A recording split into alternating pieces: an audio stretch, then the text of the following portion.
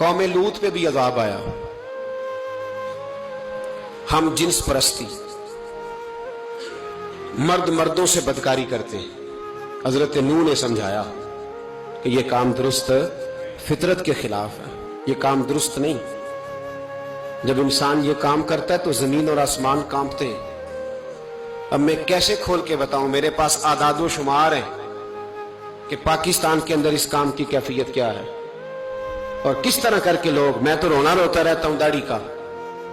लोग कई दफा कहते हैं हजरत साहब पहले भी आए थे तो दाढ़ी की बात, फिर भी आए तो दाढ़ी की बात। तो मैं रोना रोता हूं, इसलिए रोता हूं कि जो क्लीन शेव नौजवान होता है वो अमरद के हुक्म में है, उस पर वही हुक्म लगता है जो औरत पे लगता है।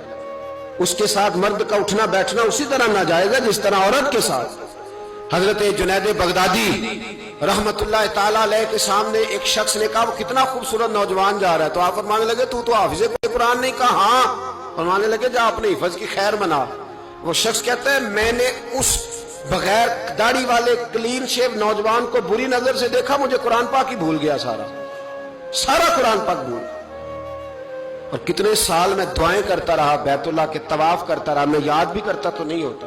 कैसे अब तो हमारा नात कहां ब्यूटी पार्लर से होके आता है, हम किसी और को क्या पैगाम दें। वो पैगाम, वो निजाम, वो तरीकाकार जिसका हुक्म था शरीयत में। मैंने गुजरांवाला की सड़कों पे बच्चों को, नौजवानों को जो तमाशे करते सरेआम देखा है तो मुझे डर लगता है। और कोई रोकने वाला नहीं, शुगल हो रहा है, हंस रहे हैं और सामने औरतें भी हैं, सब हो रहा है। कितनी तकलीफ की बात।